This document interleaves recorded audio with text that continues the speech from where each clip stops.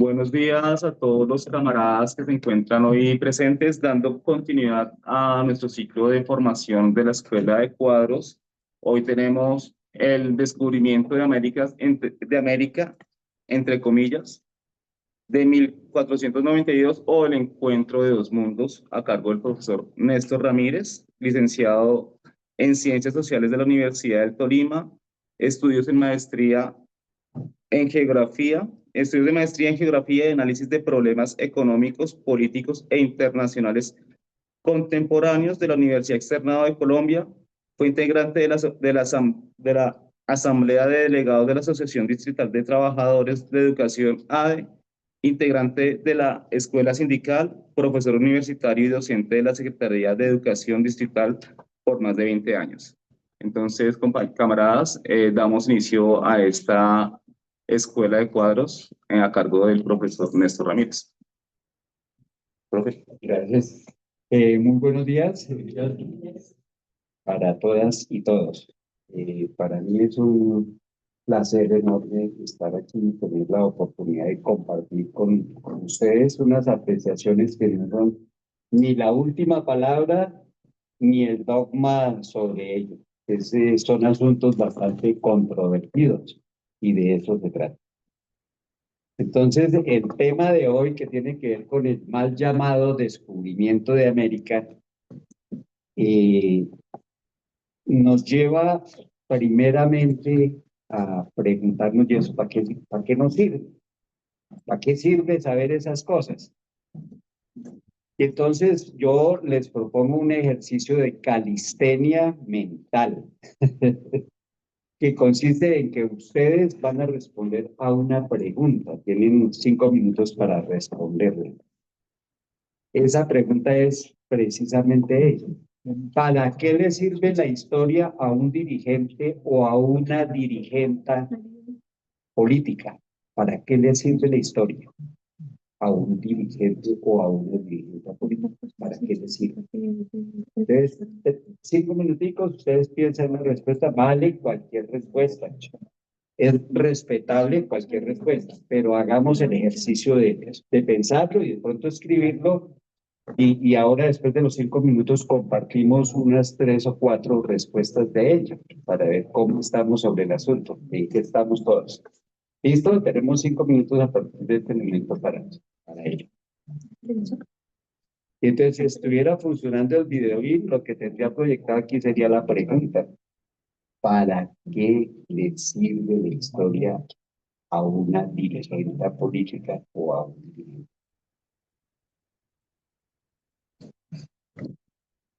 Ay, sí, saludar a los compañeras, compañeros, camaradas que están conectados virtualmente. Bienvenidos, y ustedes también tienen la obligación de hacer el ejercicio de calistenia mental, de responder a la pregunta. Cada uno desde allá. Néstor, buenos días. Buenos días, Andrés, camarada, gusto de escucharlo. Igualmente, Néstor. ¿Desde aquí o desde allá está? ¿Está desde Bogotá? No, estoy en Bogotá, estoy aquí en Qué la bien, nevera. hermano. Qué bien, ya ayer bajé. Sí, estaba muy fría y lluviosa. Pero bien. Qué bueno verte ahí, hermano. Estoy pendiente de tu charla, hermano. Muy interesante.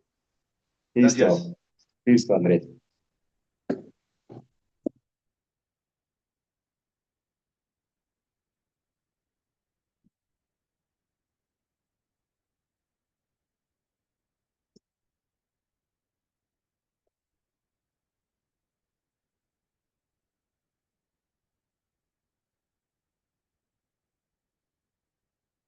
Una persona bien informada sobre la historia podrá tomar las mejores decisiones. También hay un aforismo que dice que quien no conoce la historia está condenado a repetir. Puede caer en repeticiones. Y así la importancia del conocimiento de la historia. Gracias, compañero Oscar. ¿Otra respuesta? Sí, el conocimiento de la historia nos permite hacer un análisis ajustado al momento histórico y que está viviendo una sociedad. Nos permite proponer un quehacer ajustado en la experiencia de otros y en los resultados propuestos en el momento histórico, valga la redundancia, y obviamente nos permite tomar las decisiones ajustadas que nos permitan lograr el propósito. Yo soy educadora como tú, no tan buena como tú, pero a mí me gusta hablar de ejemplos porque le ayudan a como de las personas a entenderlo mejor. Un ejemplo es lo que está pasando en este momento alrededor del gobierno del cambio. Le censuran a Petro como las acusaciones. La Corte Constitucional está discutiendo la asequibilidad de la reforma pensional. Por lo tanto, son dos momentos supremamente importantes para la vida política y el futuro de nuestro país, como, bueno, además de lo que está pasando en Venezuela y en el Caribe. O sea, son tres hechos demasiado graves que ponen en riesgo nuestra soberanía. Y entonces nosotros vemos que llegan indígenas que se presumen que de manera libre vienen a tomarse algunas instalaciones del gobierno, a reclamar situaciones que desde nuestra sana lógica de revolucionarios siempre será bienvenida la protesta, pero yo les dejaría otra pregunta. ¿Ustedes creen que es acertado en este momento? Que por el contrario eso es aumentarle los problemas a Petro y fortalecer la derecha, que es la historia la que nos orienta en decir, hombre, sí, hay que reclamar, es válido, es justo, pero ¿será que este es el momento indicado? O sin darnos cuenta, por desconocimiento de la historia, estamos fortaleciendo a los enemigos del gobierno. Yo digo, ay, porque me alargo mucho. Bueno, compañera Emilia, gusto de verte. Considero que es importante conocer la verdad de la historia. Nosotros nos han tenido engañados toda la vida sobre el descubrimiento, sobre la revolución, sobre la política en sí. Y es importante conocer todo esto porque aquí no hubo ningún descubrimiento. Aquí fue como una invasión.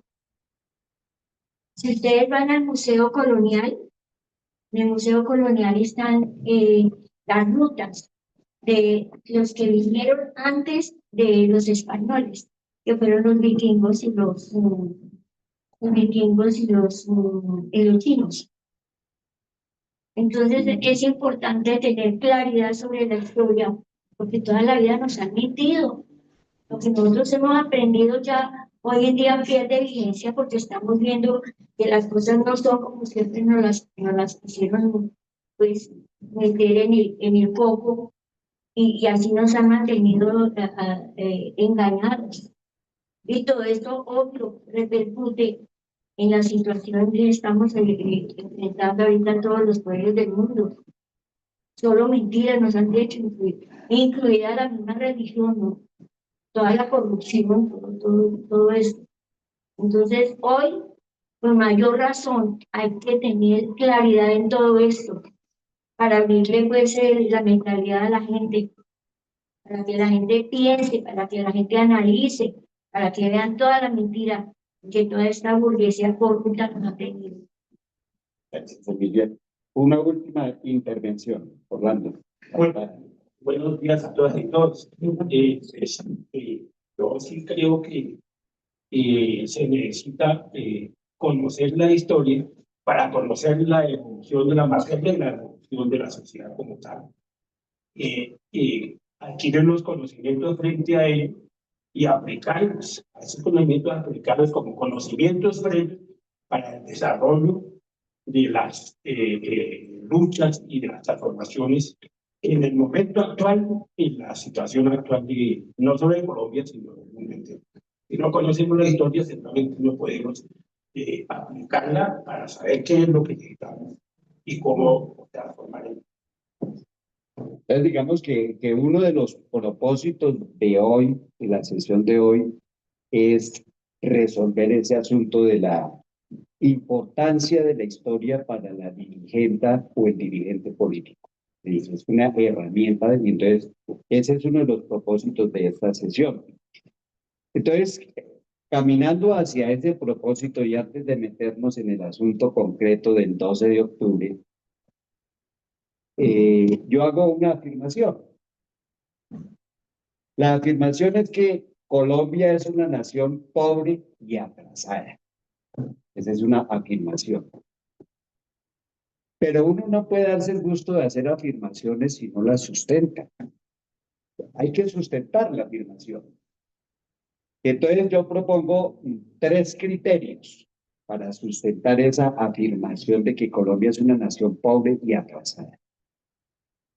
El primer criterio es el criterio científico y tecnológico. Es decir, no hay que hacer mayores esfuerzos para uno compararse, comparación es odiosa, pero compararse con Alemania, con Japón, con el Canadá, con España, con los Estados Unidos, para hacer evidente el enorme atraso en desarrollo científico y tecnológico de Colombia.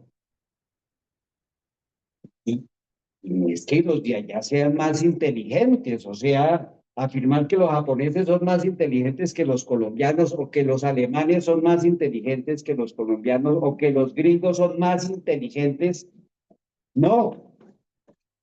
Es decir, en otras palabras, nosotros como nación tenemos derecho a acceder a lo más avanzado de la ciencia y el conocimiento universal, y es un derecho. Nos acostumbramos a estar en el atraso y resulta que no. Tenemos el mismo derecho. Deberíamos estar en el mismo nivel, pero no lo estamos. ¿Por qué? Sin entrar a responder al por qué, simplemente coloco ahí la importancia de la educación para el país. Segundo criterio, bienvenido, Carlos. Gracias. Segundo criterio, la economía, el desarrollo económico. Y entonces resulta que hasta hace no muy poco, hasta antes de la llegada de Gustavo Petro, aquí la base de la economía era exportar carbón, petróleo. El señor ese Juan Manuel Santos, cuyo único mérito es el haber firmado esos acuerdos de paz que han servido muchísimo para el presente que hoy estamos viviendo. El resto no, Santos fue ministro de Defensa de Uribe, está involucrado en los falsos positivos, en fin, en Odebrecht. Sacaba pecho señalando Santos que las locomotoras del progreso eran la minería.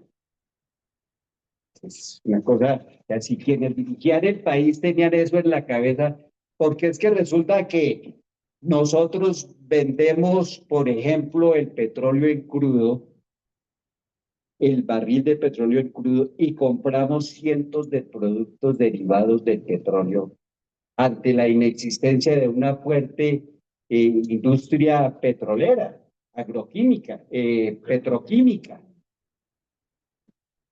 Pero entonces, en el intercambio comercial, no es lo mismo el valor del petróleo crudo que el valor de los productos derivados del petróleo. Ahí hay un valor agregado. El valor agregado es el valor del trabajo humano incorporado que transformó el petróleo crudo en un producto derivado. Pero eso significa que esos países que nos compran el petróleo crudo y lo transforman, generan fuentes de empleo calificado en esas regiones. Empleo para los ingenieros petroquímicos, para todo el mundo. Pero además en el intercambio, pues además producto elaborado que un producto en crudo. Y lo mismo sucede con el café. Venga a ver si lo Que nosotros podemos. sacábamos pecho hasta hace unas décadas de Venga que con su el café colombiano, el mejor café del mundo, bueno, todo eso. Bueno, Nos prenderlo es compran prenderlo. el café en grano. Y quienes nos lo compran en grano, pues lo transforman, porque no lo compran para ellos vender, lo transforman en cientos de productos derivados del café. Y en el intercambio comercial sucede lo mismo.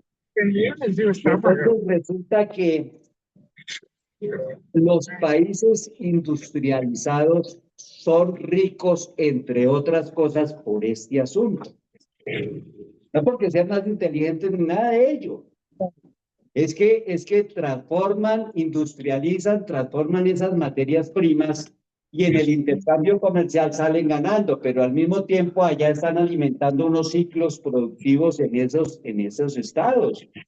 Es decir, eso no es solamente el ingeniero petroquímico, sino todo lo que se desprende del ingeniero, su familia, en fin, etcétera. El mismo efecto positivo de cuando se aumenta el salario mínimo en un país. O sea, se mueve la economía por todos lados. Entonces fíjense que somos una nación económicamente pobre por las razones que acabamos de explicar. ¿Y por qué no industrializamos? O sea, ¿por qué no somos ricos? está apagado. Como dijo Itan Belén, ¿no? Es mejor ser rico que pobre. Porque sí es evidente que en el mundo, en la división internacional del trabajo en el mundo, unos pocos países son industrializados con toda la tecnología de punta y la mayoría de los países proveen de materias primas y además proveen los mercados y compran ellos. Y la base de sus economías en estos países que llamemos países del tercer mundo está precisamente en exportar recursos naturales sin transformación. Así funciona la división internacional del trabajo, que es como todas las divisiones del trabajo, es una división odiosa e impuesta históricamente. Es decir, aquí los planes económicos no han dado un paso adelante por las imposiciones de los organismos internacionales hasta ahora. Con la llegada de Gustavo Petro se está hablando de la industrialización y de la agroindustria y hay énfasis político en salir del atraso a través de la industrialización, por ejemplo. Y entonces aquí sigue jugando un papel importante la educación en ello. Y aquí entra la pregunta, ¿y por qué no industrializamos realmente? ¿Por qué, si es evidente y claro la importancia de la industrialización de un país, por qué este país no ha industrializado? Por Dios, si es que no es una cosa nueva, no le estamos inventando, no. El mismo desarrollo histórico de las naciones ha mostrado la evidencia de estas afirmaciones. Y el tercer criterio, la calidad de vida de sus habitantes. Entonces, pues tampoco hay que hacer mayores esfuerzos para imaginarnos cómo viven allá en el primer mundo. Pero sin embargo, las cifras estadísticas muestran los niveles de pobreza del país y de miseria. Yo sigo aquí señalando, todo esto no son apologías, sino es sobre la base de los hechos concretos. En los datos que presenta el presidente Gustavo Petro sobre el número de personas que han salido de la pobreza extrema en el país, y en fin, o sea, en esto también se está avanzando en cambios sustanciales. Es decir, ojalá que de aquí a unos muy pocos años, esto que yo estoy mostrando sea parte de la historia, cuando éramos un pueblo atrasado, cuando había miseria. Es que hasta hace 3 años, es decir, que el 15% de la población colombiana estaba bajo la línea de la miseria, la extrema pobreza, que significaba sobrevivir con menos de $5 diarios más o menos. Y el 15% Para una población de 50 millones son 7,5 millones de colombianos en la miseria. Eso explica la gente en los semáforos, en los buses, por todos lados, la miseria, la delincuencia, en fin, explica muchos de los fenómenos que soportamos a diario, porque es una realidad. La pobreza y la miseria y la calidad de vida de la mayoría de los colombianos. ¿Y por qué? Entonces, aquí venía en este ¿y por qué? Venía una presentación que hay que colocarla siempre. Era un videito de 3 minutos que muestra la ubicación geoastronómica de Colombia en el globo.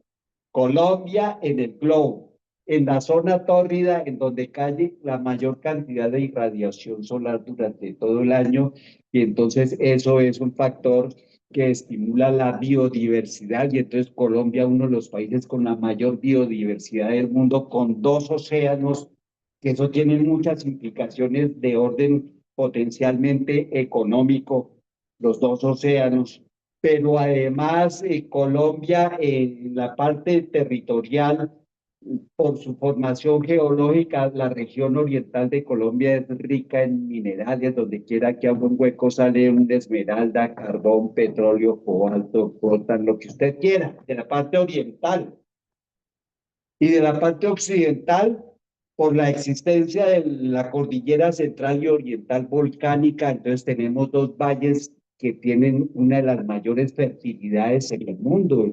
El Magdalena y el Valle del Cauca son suelos de origen volcánico, son supremamente fértiles, y la costa atlántica, y eso desaprovechado absolutamente, y los pisos térmicos que tiene el país, en fin, o sea, que sobre una región potencialmente rica vive una cantidad de población en la pobreza. ¿Por qué? Entonces ahí viene otra pregunta para los compañeros, camaradas. Construyamos una respuesta en 3 minutos, 5 minutos. ¿Por qué Colombia es una nación atrasada? ¿Por qué? ¿Cuál es el tercer criterio? El tercer criterio, el primero es el científico tecnológico, el segundo económico, y el tercer criterio, que a mi juicio es más importante, es la calidad de vida de los habitantes del país. ¿Por qué Colombia es una nación pobre y avanzada? ¿Por qué?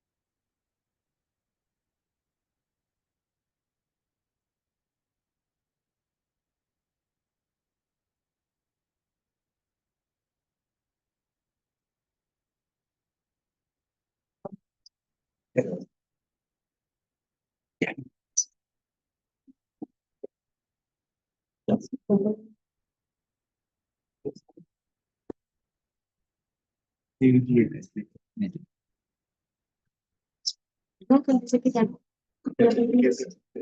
Pensé que ese era un problema de edad. No, no, yo ya lo conozco. Ese es algo justo. Para que no se me desconecte. Para que me estaré viendo.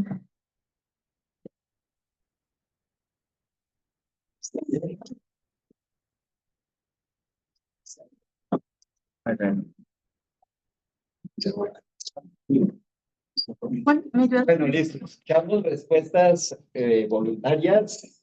4 intervenciones para escucharnos sobre qué apreciación tenemos sobre las causas del atraso. Hágale, Orlando. Hemos sido gobernados por una clase dirigida totalmente contraria al interés nacional. Bueno, permíteme, Jorge y después el compañero. Necesitamos voces femeninas. Pero la respuesta que nosotros no es tan fácil, creo yo. Pues, no lo mira aparentemente desde la superficie, pero a un trasfondo bastante profundo, histórico. A ver, yo comparo de una manera con una imagen un poco más gráfica. Todos los países latinoamericanos que conquistas con un baile, cuando uno le invitan a un baile, ¿no? Y resulta que uno llega al baile y ya todos están bailando y uno tiene que aprender a bailar esa música que le están poniendo. Entonces ya uno de entrada llega atrasado. Ya los que están ahí están bailando por uno. Eso le pasó a Latinoamérica. Resulta que este problema tiene, digamos, referencia histórica en el sentido de que era como todo. La peor desgracia que le ha podido ocurrir a estos países es, ustedes dicen esto, las riquezas que tienen. Las riquezas que nuestros ancestros, yo hablar ahora del descubrimiento del México, del puerto de los grupos, quiero meterme en este. Pero finalmente, yo hablo hoy en día más bien del descubrimiento europeo, porque aquí había unas civilizaciones, incluso había unas civilizaciones tan antiguas que ya habían desaparecido. El caso que hoy en día se habla mucho del Chiribiquete. Chiribiquete es una civilización que estuvo en la Amazonía cuando esa vaina no era selva. De por lo menos 30.000 años tiene esa cosa.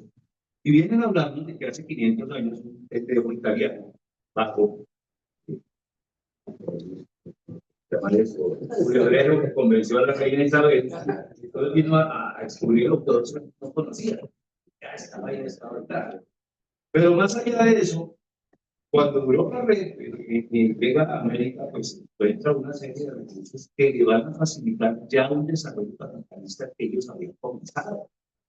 Entonces encuentran oro, todo lo que acaba de decir. Bueno, de ahora son más recientes, pero igual en ese momento ese fue el oxígeno que tuvo el capitalismo para fortalecerse en Europa. Y entonces nosotros desde ahí estamos condenados a ser países que exportan materias primas solamente, porque la tecnología ellos siempre la tuvieron para ellos y nunca la han compartido. Bueno, China es el caso que tienen, que es otra historia con pero al lado de eso también hay toda una serie de circunstancias sociales, económicas, políticas, que hacen que poco a poco la tierra que era de los indígenas, de todos, porque ellos no conocían la propiedad privada, sino que era de todos, esa tierra se fue concentrando en manos españolas y luego de descendientes de españoles, y luego en descendientes de los descendientes de esos descendientes que se creen con el mismo derecho y que hoy en día son la burguesía que nos gobierna. Entonces ellos siempre, el concepto, por ejemplo, de indio y de cochino, viene de allá, porque el indio era visto como un ser inferior. Y entonces esas élites que se generaron en la colonia, que se generaron a partir del descubrimiento, son las que sus herederos nos siguen gobernando y ellos no tienen una mentalidad de país, no tienen. Por eso es que somos un país avanzado, por eso es que somos un país pobre en cuanto a nuestra mentalidad. Listo, Jorge. Gracias. A lo que decía el compañero, complementando, mi nombre es María Blanco.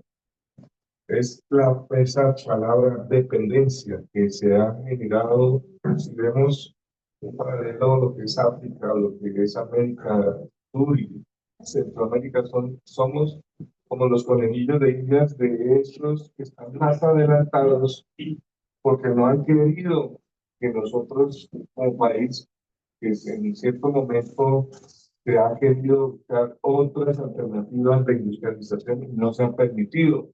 Pues seguimos en la pobreza bajo esas condiciones, con las mismas multinacionales que nos endeudan para poder mantenernos ahí. Gracias, compañero. Desde que en el conversatorio se van colocando muchos elementos. Eso, la respuesta no es así tan, no es una sola cosa. Buenos días, mi nombre es Sandro. Yo considero que desde épocas atrás, nuestra nación sigue con ese pensamiento colonialista. No hemos avanzado en ese pensamiento. Tanto así que nuestra economía seguía avanzada hasta que llegó Petro en el extractivismo. El extractivismo era la fuente de riqueza de Colombia y no se invertía en el pensamiento de sus seres humanos, pues para ser una nación realmente que podamos contribuir, ser poderosa, y tanto así que pocos que logran a desarrollar sus pensamientos humanos, se los llevan los países, los mismos países que los colonizaron son los que se llevan este capital humano. Y de hecho, decir que no han invertido en esa educación, esas personas que son de acá, de nuestra tierra, y sí van a producir enormemente en esos países bueno, en contraprestación tienen una vida mejor, pero que ojalá eso se pudiera desarrollar en nuestros países. Gracias, compañero. Finalmente, una voz femenina. Sí. Una voz femenina. Bueno, entonces, yo complementaría que No, está diciendo que aquí no dejan que la gente estudie o no dejaban, la competencia se fue. Todo el mundo fue para Estados Unidos y ellos aprovechaban todos los descubrimientos, los inventos, todo lo que desarrollaban los estudiantes que salían de otros países a Estados Unidos y ellos se quedaban con todo, con los inventos y con todo. Y ahorita pues la venganza de Trump es darle duro a esas universidades y sacar a todo el mundo a patadas. bueno, yo complementaría lo siguiente, comentándoles un tanto anecdóticamente, pero pues, no es tanto la anécdota. Laureano Gómez, que fue presidente conservador de este país, por ahí en los 50, que fue embajador de Colombia en la Alemania nazi, ya, era un admirador de las ideas de Hitler y ellos. Bueno, alrededor de eso hay toda una historia de Laureano Gómez y el pobre que sufrió las consecuencias, Álvaro Gómez, que quiso ser presidente, que bueno, durante una vez ha sido muy bueno Álvaro Gómez, pero ya en sus últimos tiempos, digamos que era un conservador progresista, Álvaro Gómez. Pero no pudo llegar a ser presidente por el peso tan grande de la historia de Laureano Gómez en las generaciones antiguas, en los ligeramente usados, en los viejitos. No le perdonaban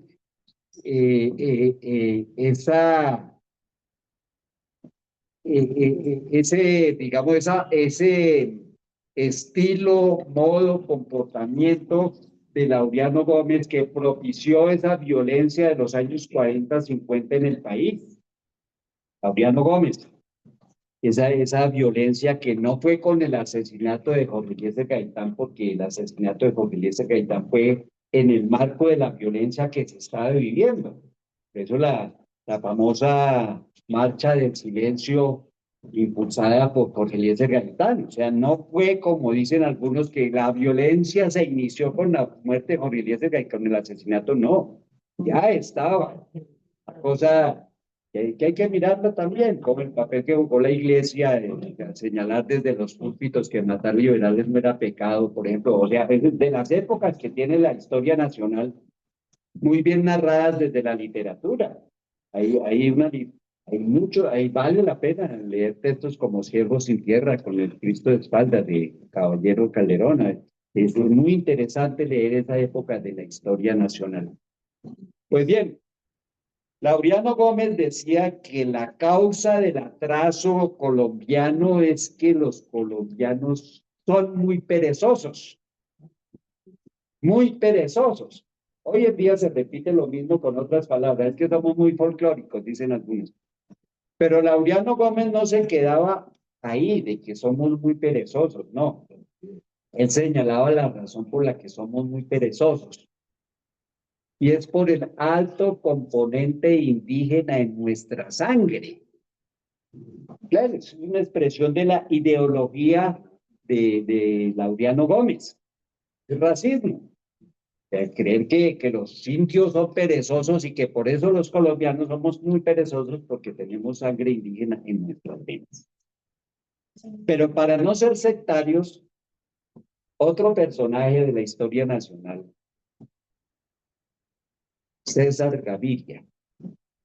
Y tanto más leído este país con la apertura económica y con todo. O sea, todas estas leyes, la ley 100, la ley 50, la ley 30 de la educación pública, todas estas leyes se hicieron durante el gobierno de César Gaviria, en la entrada a fondo del modelo neoliberal, etcétera. Es decir, ese es uno de los peores personajes de la historia nacional y que está vivito hoy y coleando. Hay que contarle. No merece ninguna veneración, sino repudio, realmente repudio. O sea, somos respetuosos con las ideas y todo, pero intolerables con estas cosas. Es decir, la historia muestra, hermano, y quebró la industria, quebró el campo colombiano. Recuerdo que cuando pasábamos por el Espinal en esa época de los 90 y algo, había unos letreros inmensos pagados por los arroceros que no son unos pobrecitos. Los arroceros, los dueños de la tierra en el Espinal y en el Tolima, allá en el plan del Tolima, decían, gracias, señor Gaviria, por traer el hambre y la miseria a nuestros lugares. Acabó con el algodón, con el arroz, con todo. O sea, eso hay que señalarlo. Parte de la historia, o sea, existe una versión oficial de la historia que uno encuentra por todos lados. Carlos Lleras es una gran persona, galán, bueno, los han convertido en... No, nosotros tenemos la obligación de conocer objetivamente lo que estos personajes han hecho y deshecho en el país. Bueno, el señor Julio César, en un evento de geógrafos, allá eso fue como en el 90, ya era presidente, se atrevió a decir, como estaba entre geógrafos, quiso posar pues y dijo, es que el país no se va a poder desarrollar por las condiciones abruptas de la geografía nacional. Abrupto el presidente. Si precisamente las condiciones geográficas del país deberían tenernos en un lugar económicamente privilegiado. Son las condiciones del país, pisos térmicos, 2 océanos, la Amazonia, todo lo que se quiera. Y sí, hay ríos torrentosos y hay montañas altas, y para decir que esa es la causa del atraso nacional, es pecar pues de absoluta ignorancia en todo. Entonces, digamos que ninguna de esas dos respuestas nos sirven, nos convence y no nos resuelven los problemas, porque ¿cómo vamos a cambiarnos la sangre para resolver el problema del atraso? Entonces, mandémonos a hacer una transfusión, estilo allá nuestro cantante negro, Michael Jackson. o en el caso, entonces, mandamos a aplanar el país para que Gaviria, o sea, no, por ahí no es. Entonces, ahí es donde juega un papel importante la historia. La historia. Nosotros como docentes sabemos, llega el pelado al aula de clase indisciplinado, agresivo, de todo. Es que ese chino trae una historia de vida detrás. Es un hijo no deseado, vive con el padrastro, desde pequeño le ha tocado batallarse con todo. Bueno, o sea, hay toda una historia, la historia de vida del estudiante. Y entonces eso permite orientar la acción pedagógica. Es decir, este pelado hay que levantarle la autoestima, hay que hacer una serie de cosas para ponerlo, para enderezar, para que tenga futuro, para que tenga un presente digno y un futuro. Entonces, en el caso nacional nos toca mirar la historia. Y entonces, sin irnos hasta ya 533 años, que hace que llegaron los europeos españoles, los españoles, porque ya se mencionaron la llegada de los vikingos 1000 años antes que ellos al norte. Cuando llegaron los europeos, sino más recientemente. Es decir, pongámonos en un momento clave de la historia latinoamericana, que es finales del siglo XIX. Porque en ese momento los Estados Unidos ya se ha convertido en una potencia económica mundial y por efecto de las leyes del capitalismo es un imperio. Esto es así, o sea, la concentración cada vez más del capital en muy pocas manos y la competencia, y eso obliga a los estados, a las sociedades capitalistas a transformarse en imperialistas. Pues eso, el texto de Lenin sobre el imperialismo, fase superior del capitalismo. O sea, no es una cosa gratuita, es que son malos, no. Es el desarrollo de las leyes económicas lo que obliga a estos poderosos a subyugar a los más débiles. Eso es lo que se entiende por capitalismo y neocolonialismo. Eso. En ese momento los Estados Unidos se está convertido en eso, a finales del siglo XIX. Pues lo demuestran los hechos. Los hechos, o sea, aquí no es un problema de ideologías, es de hechos, es de la ciencia, es de la objetividad.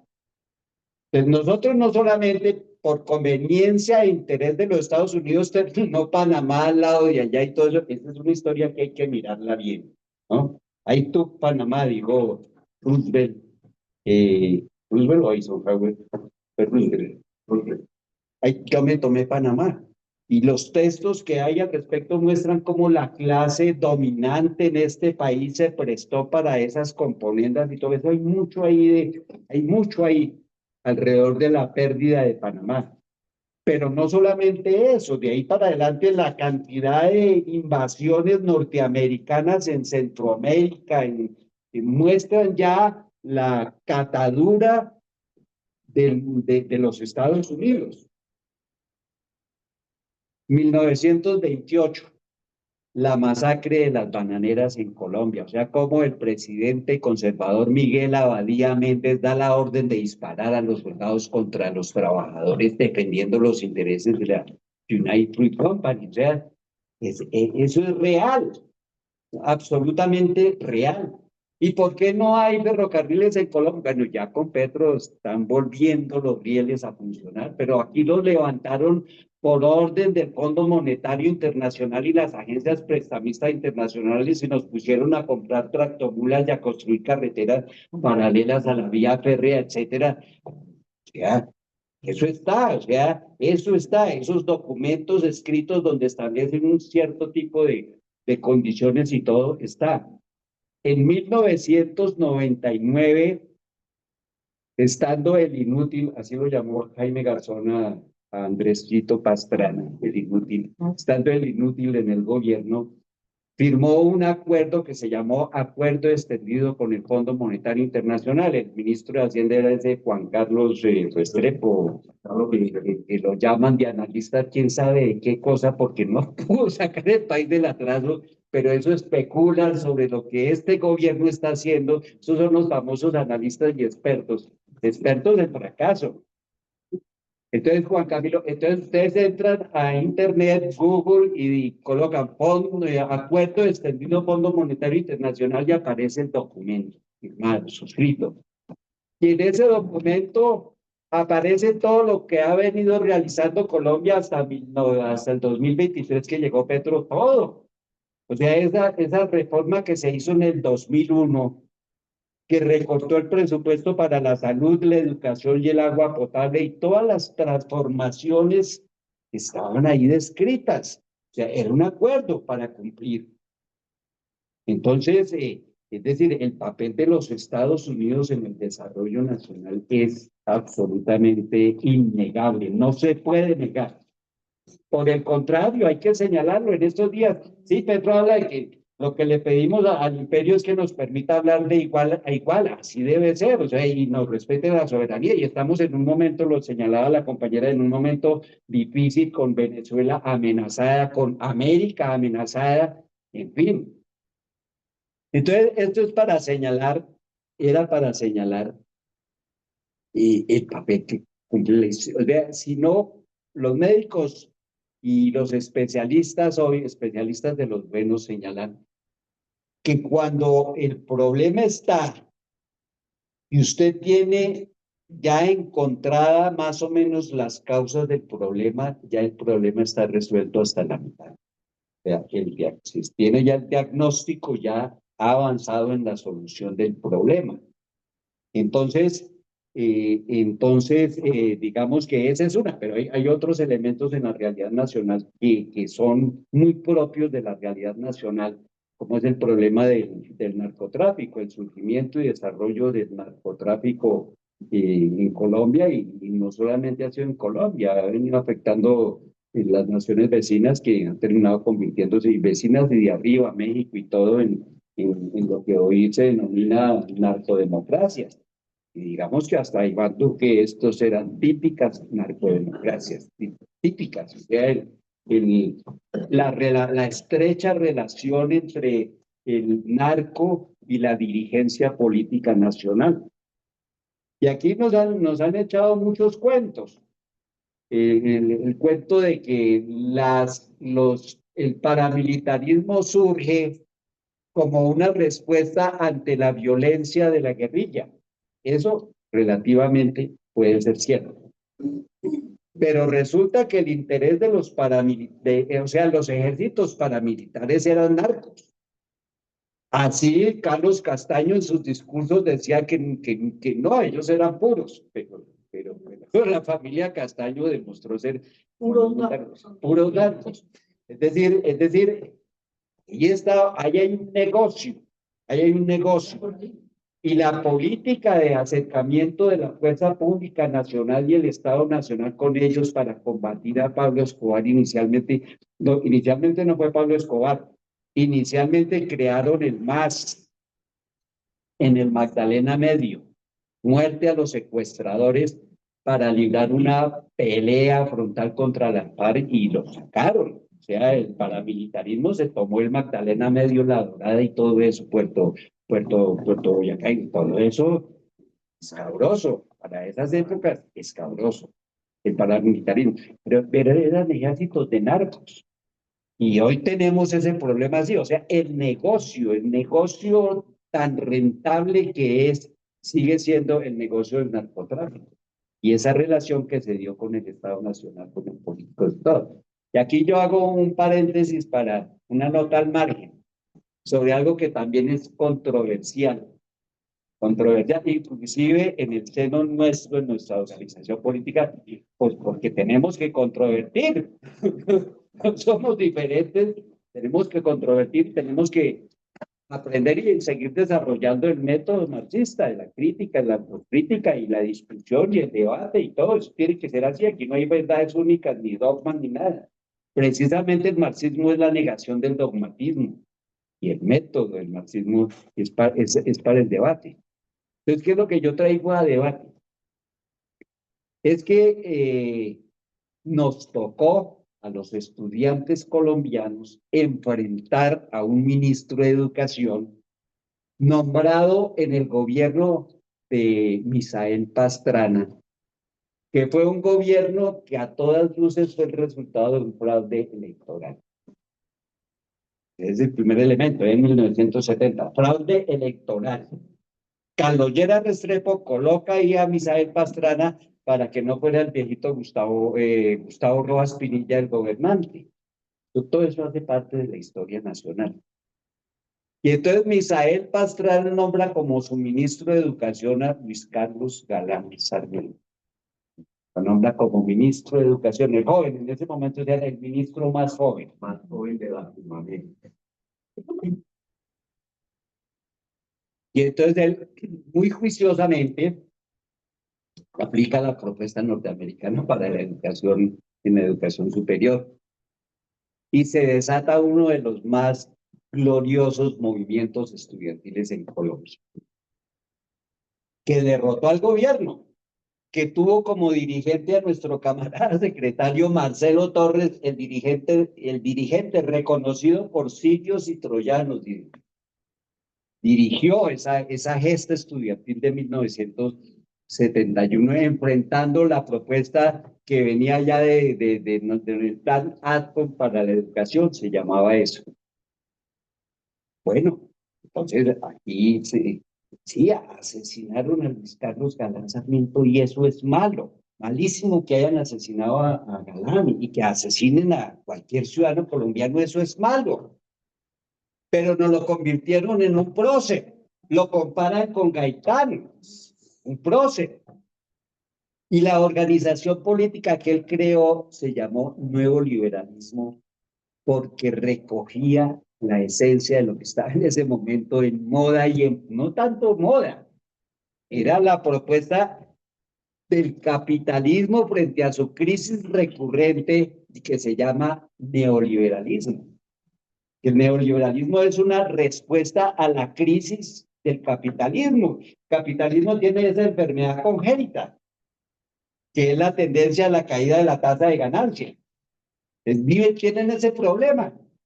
El problema es que la tasa de ganancia tiende a caer porque por la competencia. Si yo estoy ganando aquí, llega otro paisano y hace lo mismo, entonces me disminuye la ganancia, entonces yo le meto y se la pasan en eso. Entonces terminamos en guerras mundiales y terminamos en todo lo que ha sido el acontecer en los siglos XIX y XX en el mundo, por efecto de la crisis. Pues la crisis más significativa fue allá la de 1929-30. Pero después de la Segunda Guerra Mundial y todo eso se reconstruye y hay como un periodo, años 50, 60 de bienestar y todo, y así fue efectivamente el estado de bienestar y todo.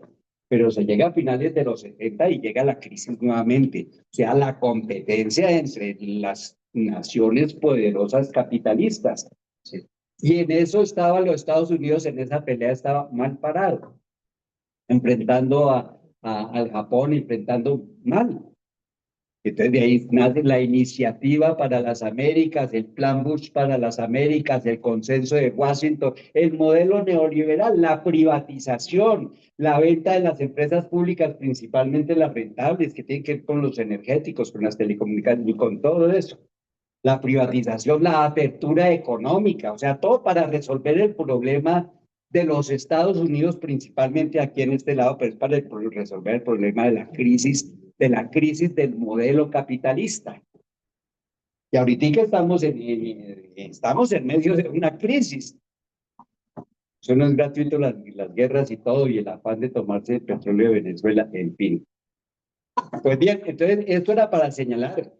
El nuevo liberalismo se llama así porque condensaba las ideas filosóficas que sustentan el modelo, que sustentan la privatización de las empresas, es decir, suprimir el Estado. Entre las vertientes del pensamiento liberal allá de hace 200 años, una de las vertientes que hablaba de las libertades por encima de todo es hasta suprimir el Estado. Pero eso aplicado a las condiciones de hoy tiene otros propósitos. Es decir, ajustar las ideas liberales del siglo XVIII, XIX, a ponerlas en el siglo XX, XXI, pues es el modelo, es el neoliberal que tanto miseria trajo a los sectores trabajadores en el mundo entero y en particular en América. Ahí todo lo de esta señora de la tenemos un debate sobre Luis Carlos Galán Sarmiento, ahí está abierto el debate, pero esto tiene que ver es cómo la burguesía coloca unos ídolos y unos próceres que hasta nosotros mismos, proletarios, terminamos aplaudiendo y alabando y de todo, y entonces no nos permite entender la dinámica política que se desarrolla real.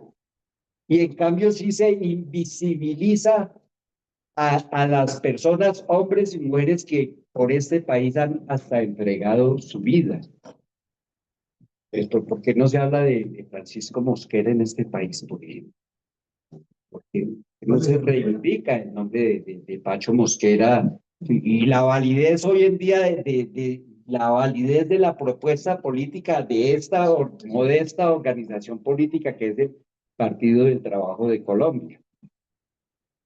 Entonces, bueno, eso era un primer elemento. O sea que hay un cuarto factor que sería el papel de las élites y el imperialismo. Claro, es decir, lo que hemos señalado hace un momento cuando escuchamos las respuestas de todos y desde el método dialéctico, desde el método dialéctico, del análisis marxista, que es el que aplicamos en esto, pues hay que mirar los factores que intervienen, pero hay que hacer es decir, hay que identificar cuál es la contradicción principal, cuál es el determinante en un momento dado, cuáles son los determinantes en un momento dado. Es decir, ahí está el papel que han jugado las élites, que lo han señalado varios compañeros, que es muy clave, a veces no se entiende, pero mire, esa parte de la historia es una parte muy, muy interesante. Entonces, Pero tenemos una... Sí, se está hablando de los criterios. sí. Bueno. La falta de tecnología, la calidad de vida. Es que nosotros en la enseñanza de la historia, en la comprensión de la historia, a veces nos dicen, y es que llegaron los españoles y nos invadieron y mataron y no sé qué. Bueno, puede ser relativamente cierto, pero resulta que los españoles que llegaron no eran iguales. La mayoría de los españoles que llegaron aquí eran unos descamisados, eran unos analfabetas, eran unos pobres, desposeídos, sin tierra y todo. La absoluta mayoría. Era una minoría, pero una minoría minúscula. Los que eran nobles españoles, el conde, el marqués, y eran los que tenían el control político y económico de estas tierras. Los nobles españoles, los otros, pues son el origen de la pujante raza antioqueña, santanderiana, lo que se quiera, o sea, los descaminados, desposeídos y todos esos españoles, pues, pero el poder económico lo tenía una minoría muy minoritaria. Después, con el desarrollo, pues ya los hijos de esos nobles españoles nacidos en América, pues eran nobles criollos, pero eran una insignificante minoría. El resto de criollos eran hijos de patipelados, de desposeídos, de descamisados, eran la enorme mayoría. Y después viene el asunto del mestizaje, pero entonces es que los nobles criollos, o sea, los criollos hijos de los nobles españoles, que no eran muchos. Por poner un ejemplo, don Simón José Antonio de la Santísima Trinidad Bolívar Palacios y Sojo, alias Simón Bolívar, noble. Era un noble poseedor de tierras, hasta de esclavos. Don Antonio Nariño, ese don no es como hoy que es, no, el don, es un título. Y entonces por eso podían viajar, ir a Francia, ir a Europa. Cualquier descamisado no lo puede hacer ni hoy en día siquiera. De hecho, sí viajaban y leían, porque la educación no existía, la educación pública. La educación era para los privilegiados y era con tutor a bordo, o sea, era una educación muy exclusiva, como la que recibió Simón Bolívar de maestro pedagogo Simón Rodríguez. Entonces, y el resto, de ahí para abajo, de la nobleza criolla, estaban los españoles pobres, descamisados, que era una gran mayoría, los criollos pobres y descamisados, que era una gran mayoría, y entonces estaban los indígenas, que no eran una mayoría, porque casi los extinguen, y los mestizos, y luego los negros. Pero en esa pirámide de análisis de clase de la sociedad anterior a la independencia, quienes tenían el poder eran los nobles españoles. Y los nobles criollos tenían una contradicción con los nobles españoles porque no los dejaban gobernar. Eran dueños de tierras y todo, pero no tenían el poder político. Entonces, don Camilo Torres, no el cura, el respetable cura, admirable cura, sino Camilo Torres, el prócer, escribe una cosa que se llama el Memorial de Agravios, diciéndole a la corona española, si nosotros somos tan españoles como ustedes, por favor. Es decir, había una contradicción. Y esa contradicción la aprovecharon cuando don Napoleón Bonaparte invadió y metió preso a don Fernando VII, creo que era el de ese momento lo metió preso y todo. Entonces esta nobleza criolla aprovechó y entonces cabildo abierto aquí y allá, arriba, en Lima, en México, en todos lados y se tomaron el poder. No pensando en una independencia absoluta, aunque algunos lo pensaban. Era fundamentalmente aprovechar ese momento para seguir avanzando en esa pelea política que tenían con los españoles. El acta de independencia del 20 de julio en Colombia comienza, en lo que era la Nueva Granada, comienza señalando que en nombre de nuestro bien amado Fernando VII. Ya, así estaban las cosas. Pero todo esto lo traigo a colación, entre otras cosas, para, no solo para señalar como aquí lo dijeron, es que con la independencia nacional en 1819, esa estructura se mantuvo. Solo que se expulsó a la nobleza española, al virrey y todo eso. Pero esto quedó lo mismo. Es decir, que pues relativamente, no es lo mismo, porque la independencia fue la independencia y eso hay que reivindicarlo. Es decir, logramos la independencia, la soberanía nacional. Y eso no es cualquier cosa. O sea, algunos dicen, no, ¿cuál independencia celebramos? O no vamos a conmemorar la independencia nacional. Claro que eso hay que conmemorarlo, reivindicarlo. Pero en el análisis de clase político, la cosa quedó así. Y entonces esos herederos, ya lo dijeron hace un momento, esos herederos de esa nobleza criolla siguieron siendo los dueños de la tierra. Siguieron siendo los dueños de la tierra. Y hoy los tenemos todavía ahí, los Valencia, por mencionar un apellido nomás, de la Paloma. Bueno, entonces, Usted dice que aquí no hay tecnología, pero entonces, ¿por qué Indonesia está fabricando unos fusiles que de una tecnología berraca que van a vender hasta los fusiles para otros países?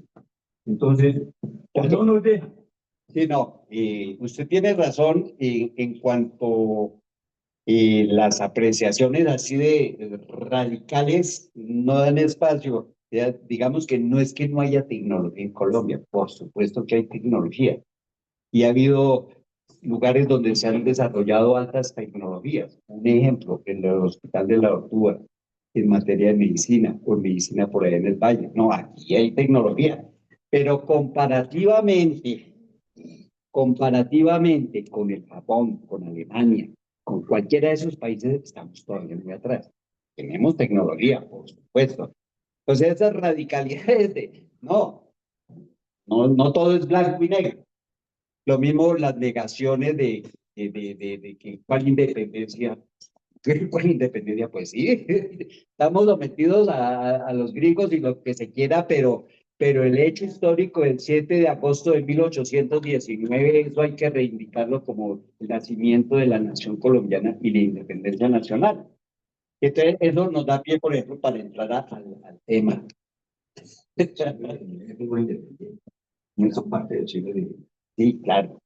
Y ahí viene otro asunto. Gracias por la intervención, compañero, que tenía que dar el pedacito del siglo XIX. Y sobre las versiones que hay de la historia. Yo digo, es muy clave el bolivarianismo hoy en día, y Chávez y Bolívar, y Petro y Bolívar. Interesante, y que se construye una identidad nacional y unos valores, unas banderas a seguir para unificarnos como latinoamericanos, eso está muy bien. Pero resulta y pasa, por ejemplo, que Simón Bolívar no era un demócrata. Uno se lee el discurso de Angostura y que quería era una monarquía aquí, y aquí todavía no estamos maduros para la democracia. Hay una serie de cosas. Es decir, el origen del Partido Conservador está en los hombros de Simón Bolívar. Y el origen del Partido Liberal está en los hombros del general Francisco de Paula Santander. Y este país nuestro es tan godo que terminamos sintiendo la animadversión de los godos por Santander y de los liberales burócratas, diríamos, por Santander, y han menospreciado a Santander y le han inventado todo lo que le inventan a las personas. Se meten hasta en su vida conyugal, en absolutamente todo. Hacer que Santander fue un defensor de las ideas más avanzadas en ese momento en el mundo, la democracia. Defensor de la democracia. Ese era Francisco de Paula Santander, un defensor de la democracia frente a las ideas de Bolívar, y entonces ahí hay una diferencia de pensamiento. Por ejemplo, compañero, es que, bueno, respetable su apreciación. Después que hace poco leyendo un libro de Miguel Martínez, el padre de este famoso periodista Gonzalo Guillén, Fernando Guillén, en un libro que se llama Los Frentes Nacionales en Colombia, que hace un estudio bastante interesante, vamos desde 1819 hasta 1886, todo este periodo del siglo XIX es bastante oscuro porque finalmente, pues es muy cierto, se mantuvo si bien es cierto, la independencia política de España, la institucionalidad que dejó el reino de España se mantuvo, mientras se hacía, digamos, el tránsito a las nuevas instituciones liberales. Fernando Miguel Martínez sostiene que el partido o los partidos nacen de unas condiciones económicas que se fueron gestando durante todo el proceso de la colonia y que caracterizaron dos grupos de la población de una manera bien definida. Entonces, él habla de que el Partido Conservador es originado en las relaciones de producción que había en el Gran Cauca, en el Tolima, en esa parte suroccidental de Colombia, donde se mantuvo la gran hacienda, donde se mantuvo la servidumbre y la esclavitud. Ahí tienen su caldo de cultivo, vamos, el pensamiento conservador. Mientras que el pensamiento liberal se desarrolla en gran parte, digamos, del litoral, donde confluía toda la parte precisamente que constituyó el comercio durante toda la época colonial y que se empezó a cimentar también una clase comercial que entonces defendía las ideas de libertad. Nosotros, los conservadores, defendían la fe, la tradición, obviamente por todas las razones, y entonces, digamos que se enfoca ahí más que todo en esas circunstancias, el origen de estas dos tendencias que nos mantuvieron durante los años dominados en el partido. Sí, eso, digamos que en un escenario de lucha de clases, hemos caracterizado a la burguesía como una clase revolucionaria en los siglos XVII y XVIII, porque acabó con el feudalismo, acabó con esa sociedad atrasada y además impuso su versión de las democracias burguesas. Y además trajo la Declaración Universal de los Derechos, es decir, la burguesía en ese momento era la clase revolucionaria que transformó el mundo. Y esas ideas llegaron aquí, llegaron por la vía de Antonio Nariño, llegaron por... esas ideas eran las ideas más avanzadas. Digamos que Colombia, y es una hipótesis discutible, pero lo que ha sido, digamos, como un signo de la historia nacional, siglo XIX, siglo XX, siglo XXI, es la lucha por la democracia. Es la lucha por la democracia. Eso es lo que ha caracterizado, con todos los detalles, la minucia, lo que se quiera, pero ese es ha sido un escenario de la lucha por la democracia que tiene diferentes formas, diferentes... Raúl, tú ibas a decir. Sí, dos cosas. Uno, entonces, tengo el cuarta Criterio. Algo tiene que ver con una serie de cuestiones, la dominación sobre el país, en diferentes momentos del poder y el desarrollo. veo la opción de los Estados Unidos, que llama la causa, que impide que países desarrollen avanzados, haciendo la referencia. Dijeron que era que el país no era plano, esa cosa. La causa no permite sofisticación y que no hay de una clase de dirigentes que tienen un proyecto de nación que tiene una vocación al extranjero. Yo presento simplemente una sugerencia sobre el tema Bolívar Santander, que acaba de enunciar. Yo sugeriría que tratáramos de hacer una sesión específica de profundización sobre este tema. Para mirar los aportes de Bolívar, aportes de Santander, sus particulares concepciones de momento histórico y hoy, porque a veces se tiende a despachar muy rápidamente a unos y otros. Ayer en el debate que habría tema que surgió, entonces se plantea este problema del país que es un poco santanderista. En el fondo, haciendo referencia a esa herramienta, un argumento, lo que puede ser la posición crítico democrática y no sé qué cosa. Y se tiende a señalar una cosa mala. Y con Bolívar hay una serie de énfasis de caracterización. Nosotros tenemos una opinión sobre esos dos personajes claves de la historia. Pero aquí hoy son muy nombrados. Petro usa de acudir a Bolívar permanentemente. Porque yo creo que deberíamos mirar en la escuela, a veces hacemos un capítulo especial de profundización sobre este tema. Mete uno y otro con el camino de la educación.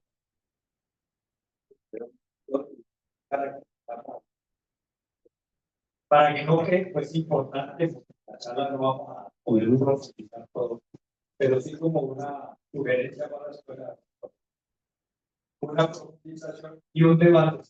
Como que pueda haber opiniones que, bueno, que se expresen y que queden de acuerdo. Sí, Raúl, gracias por...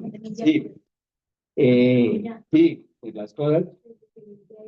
El Partido Conservador dice que fue como revolucionario que acabó con el feudalismo. No el Partido Conservador, la burguesía. En ese momento, En ese momento. siempre predominó fue el Partido Conservador.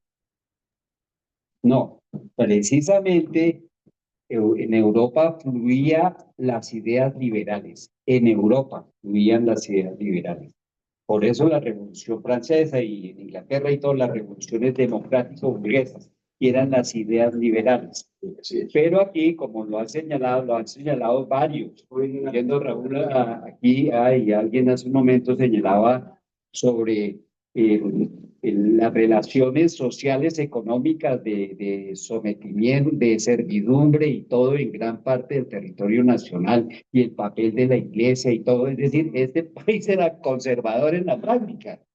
Era Goy, sí, sigue siendo Goy. Desde la revolución empresaria, desde la revolución del Partido. En Europa. Vino un apogeo revolucionario.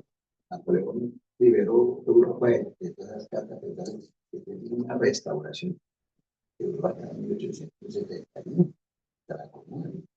Sí, eso ha sido la historia no más en línea recta, sino que la historia es dialéctica. Bueno, pero yo traía esa colación para lo siguiente, entre otras cosas. Importante, a Simón Bolívar, uno no puede despacharlo así que no porque uno de los méritos de Simón Bolívar es que fue el genio militar estratega que libró la pelea, con toda la estrategia que significó y que hoy estamos tratando de recoger también lo que fue esa estrategia de guerra de guerrillas que derrotó al ejército español y todo, él, de los que intervinieron ahí, todos hombres y mujeres. Pero era para señalar, es que tuvimos un siglo XIX en Colombia de lucha entre las ideas avanzadas y las ideas atrasadas, y entonces ganaban los liberales, y entonces expulsaban a los curas, y entonces llegó la educación pública y fundaron la Universidad Nacional y ganaban los conservadores, y entonces le entregaban la educación a los curas. Bueno, en esas nos las pasamos, pero en guerras civiles, o sea, esto era a plomo.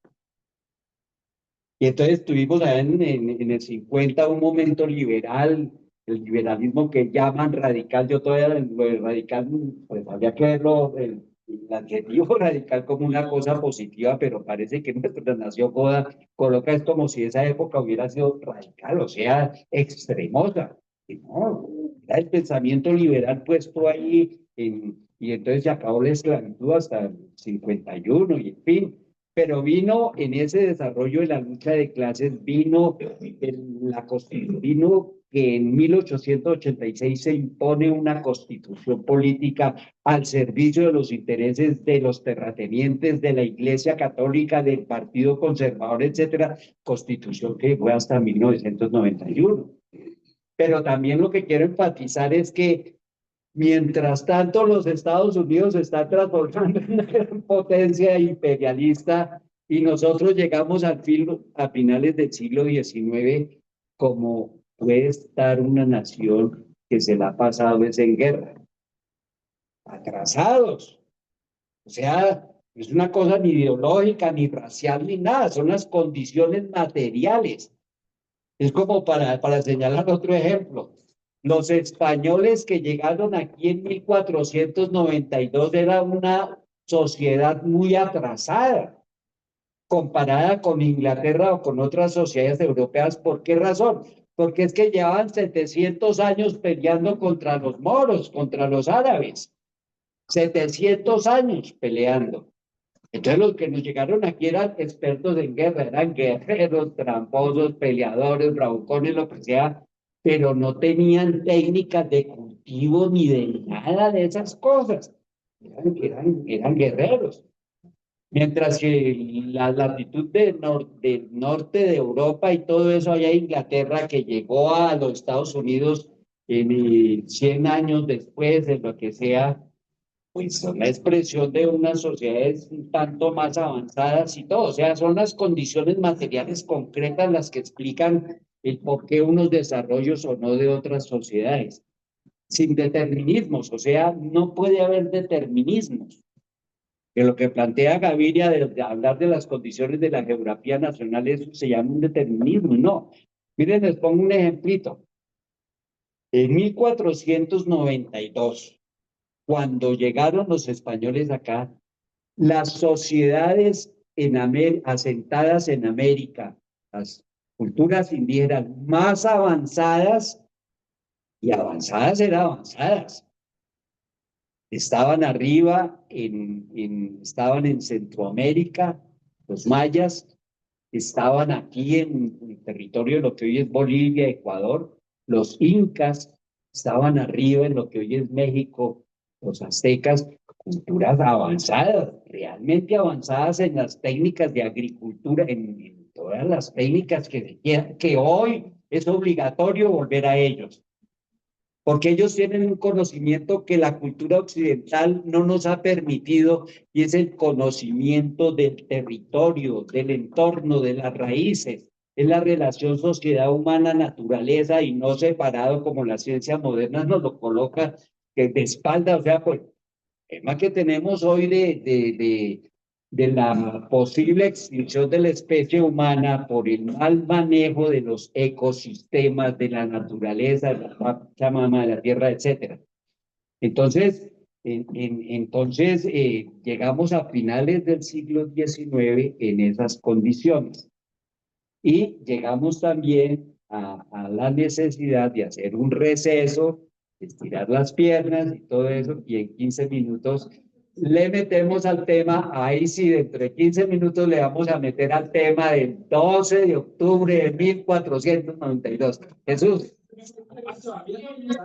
Es que esta partecita era Es para entender, es decir, para que no lo miremos como acontecimientos históricos, sino que esto tiene que ver con el quehacer político. Jesús.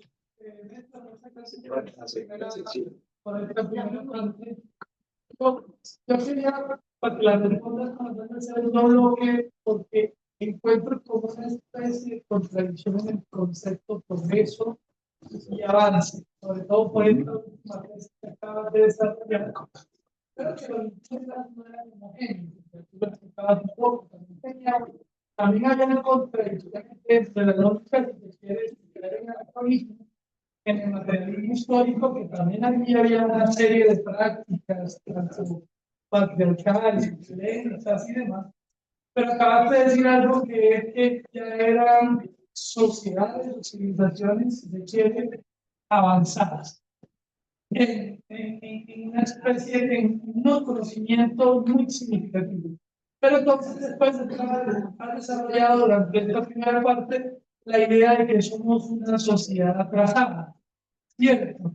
Entonces la pregunta es puntualmente frente a la visión del progreso y para que la desarrolle después, y lo segundo, el problema del más denominado descubrimiento de América ni siquiera fue decir, fue lo que viene después, tenemos de nuestro primo, fuimos pensados desde afuera. Y por ahí te dejo la provocación para la pregunta. Sí, claro. No, todo eso es lo que corresponde a la segunda parte. Justamente estos son los elementos de la segunda parte. El asunto del eurocentrismo, el asunto de las nociones de progreso, la ciencia moderna, etc. Entonces, pausa activa. Seguimos en 15 minutos, seguimos.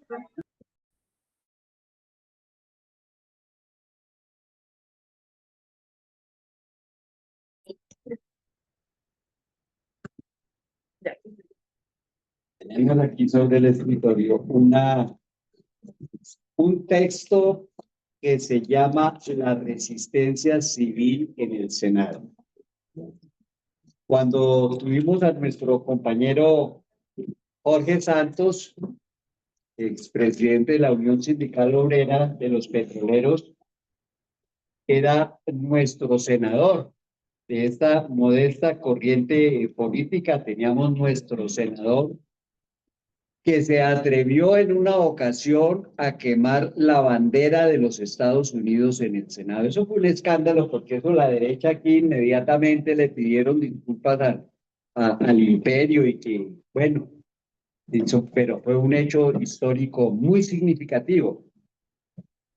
Entonces, en este texto encontramos las intervenciones del compañero Jorge Santos y las intervenciones del compañero Marcelo Torres, que fue quien lo reemplazó cuando Jorge se retiró del Senado y le dio paso a Marcelo, que venía ahí, era el suplente en esa época de suplencias. Entonces, aquí en este texto están las intervenciones de ellos dos en ese corto periodo que estuvimos en el Senado. Entonces, vamos a ripar entre los presentes y virtuales. Ajá. Y virtuales. Entonces, en este texto está el número ganador, pero además yo tengo aquí el mismo número ubicado aquí en mi WhatsApp, ya definido de antemano el número.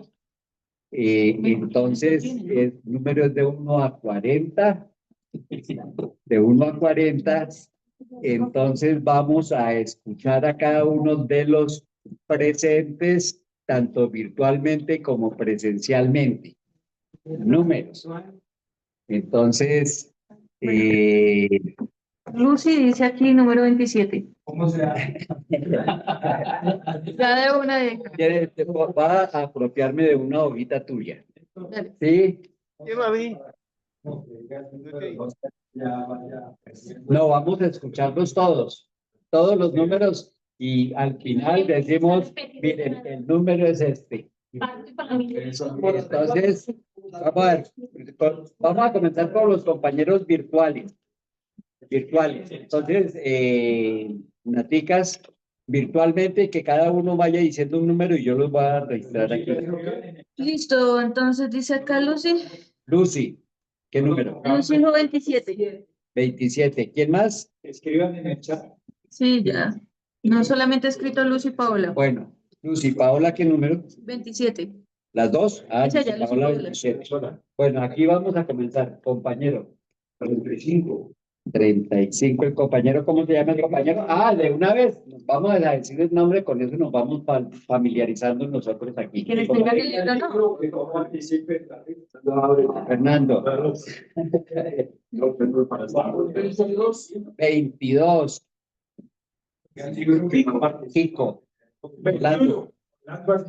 21, Orlando. Sí, que no lo tengan, ¿no? Fidel Moreno, 15. Fidel. Andrés Cubides dice 12. Andrés Cuides, el 12. 19. Emilia, el 19. Lo quitaste. Marielita. Mariela Vázquez, 40. El 40. Sandro Álvarez, 12. Ya. 12. 19, repito, porque es un número histórico. 19. María Blanco, 37. 37. Yo tengo el libro. Alejandro Ballesteros, 28. Alejandro, 28. Yo tengo el libro. Por allá, compañero. Gabriel, el 5. Gabriel, el 5. José Villarara, 17. 0. 17. 25. 25. Gustavo. Gustavo. Sigue Carlos. El 13. Carlos, el 13. Jorge. Jorge Camelo, 37. 37. Allá atrás, Jesús. 14. Jesús. 14. 18. ¿Cómo es tu nombre? Bueno, ¿quién más sigue allá atrás? Juan Pablo Muñoz, el número 12. 12, Juan Pablo. ¿Quién más está por ahí? Jason. 7. Jason, el 7. ¿Alguien más falta? Raúl. Ah, bueno, listo. Entonces, les cuento que visto así, no han dicho el número. Entonces, no lo han dicho. No lo han dicho. Entonces, virtualmente, compañeros virtuales. Lucy, vuelvo a decir. Lucy. 33. Lucy. 33. Entonces, como ya todos dijeron, a lo que la persona diga el número ganador, hasta ahí llega. Lucy, 33. ¿Y quién más virtualmente? Andrés, pero no han escrito. Bueno. Vaya preguntando uno adelante, uno de atrás. ¿Y qué tal? Te propongo que lean los que ya dijeron para no repetir. Le voy a decir los números que han dicho hasta ahora. Para no repetir. Bueno, han dicho 27, 35, 22, 21, 15, 12, 19, 40, 12, 19, 37, 28, 5, 17, 25, 13, 37, 14, 18, 12, 7, 33. Propongo lo siguiente en esta. Con la siguiente ronda, Juan Pablo nos hace como una especie de polla esa, con los números de los asistentes, y entonces mientras vamos desarrollando la charla, cada quien va señalando lo que corresponde. ¿Me parece? Pero para una próxima. No, ahora desarrollo. Para avanzar en la charla. Entonces, ¿qué? ¿Cómo es el método? Él va a poner los números de personas con el número y cada uno va a escoger un número. Tú te desenvuelves y sigues la charla. Bueno, listo. Aquí está. Aquí está. Bueno, listo. Exacto. Entonces, miren, por supuesto que todo lo que se ha señalado es absolutamente controversial. Decíamos desde un principio que no hay una última palabra, que lo más lejano al dogmatismo es el marxismo. Y que, bueno, por supuesto que hay conceptos, términos que generan mayores controversias. Y hoy en día hay conceptos como progreso un concepto bastante controversial. Progreso, ¿cuál progreso? Estamos al borde de la extinción. Y con 2 guerras mundiales y con todo lo que estamos viendo, ¿cuál progreso de la humanidad? Pero bueno, es controversial. El concepto atrasado o avanzado con respecto a qué.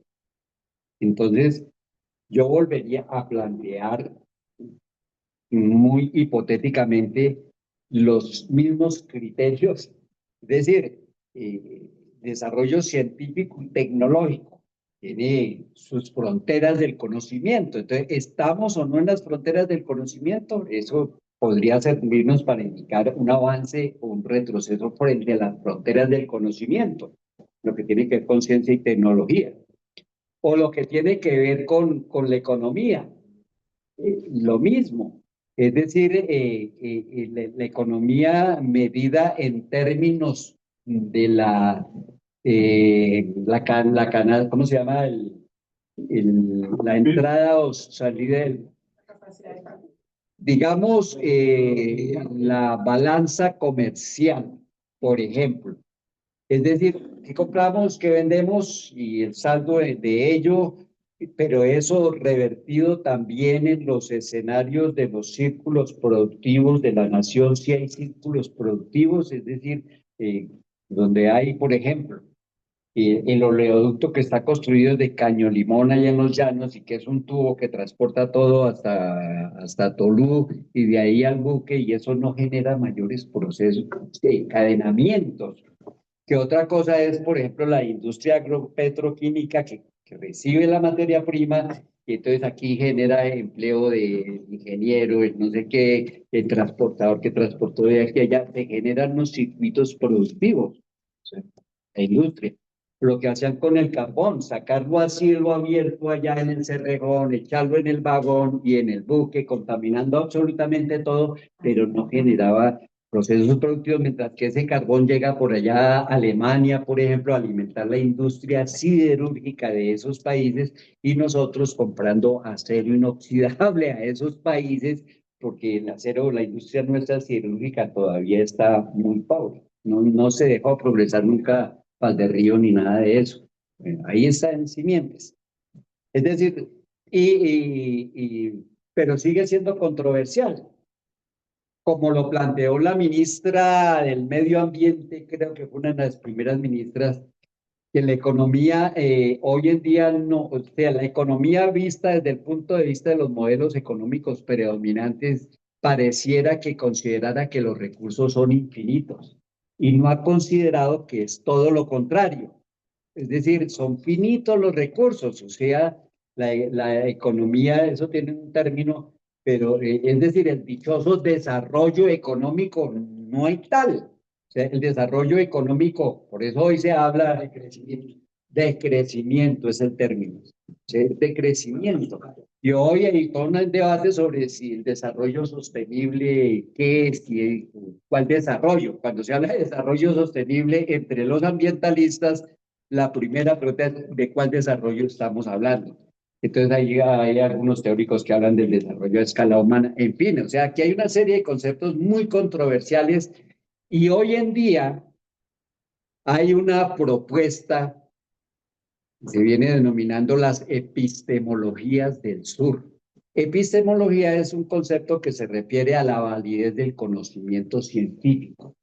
Y entonces el conocimiento muy general occidental, la ciencia moderna, el conocimiento científico hoy está en una crisis porque desde el sur global están surgiendo otras interpretaciones y otras propuestas y otros modelos de ello, porque a esto se le ha sumado la presencia de lo que llaman las ancestralidades, desde las culturas ancestrales, el indigenismo, que no es cualquier cosa, que al igual que el movimiento femenino había estado invisibilizado y hoy está haciendo presencia fuertemente en los territorios, no solamente en el territorio nacional, en el Ecuador el indigenismo tiene un peso muy grande, en México, no, ni para qué hablar, o sea, el indigenismo tiene una presencia muy grande, entonces son asuntos muy controversiales. Entonces, por ejemplo, el asunto del término del descubrimiento, que aquí no hay que hacer mayores esfuerzos en este escenario para señalar que ese es un término que obedece a una visión eurocéntrica, es decir, a una planteamiento desde los intereses de las clases dominantes europeas y desde una expresión del colonialismo, de una concepción ideológica del colonialismo que considera a los demás como inferiores. Y alrededor de eso se construyen relatos que lo sustentan. Desde siempre, yo diría, yéndome un poco más atrás allá, los romanos acuñaron el término bárbaros para todo el que no se sometió al imperio romano, era un bárbaro y eran, bueno, vándalos y de todo eso. Entonces, sí, barbarie y civilización.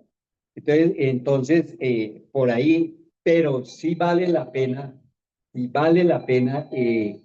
la, el análisis sobre lo que ha sido esta versión de la historia desde el punto de vista eurocéntrico, que es, entre otras cosas, viéndolo hoy, e inclusive, pues no nacimos allá en esa época, pero esas versiones son una justificación a los crímenes, es una justificación. O sea, esa manera de presentar los hechos cuando los hechos son otros. Me vengo más cerquita sobre un artículo que me han publicado generosamente sobre cumpleaños de Bogotá. O sea, cuando llegó don Gonzalo Jiménez de Quesada a este territorio, ya había una ciudad, había una ciudad enorme con cerca de 1 millón de habitantes, con comercio, con iglesia, con cobradores de impuestos, con todo eso había. ¿Cuál ciudad fundó don Gonzalo Jiménez de Quesada? Pero en cambio se oculta lo que hicieron, que fue torturar al fulano y al otro indígena y matar y todo eso para el saqueo de los minerales preciosos, etcétera. Eso sí no aparece, eso sí no se revela. O la biografía de don Cristóbal Colón.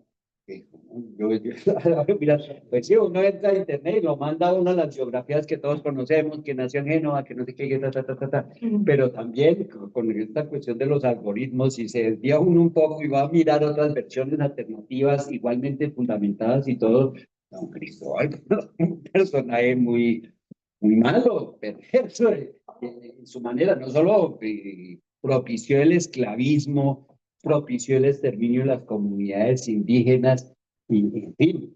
Entonces, esa versión, pero esa es una versión de la historia. De Bogotá. Sí, no, es una cosa, esa es una versión, pero también sin olvidarnos de lo que hablábamos en la parte atrás, antes del receso, del descanso, del break, hay una versión oficial de la historia. O sea, se ha impuesto una versión, se imponen unas versiones oficiales. Y afortunadamente durante mucho tiempo se hizo a través de la educación.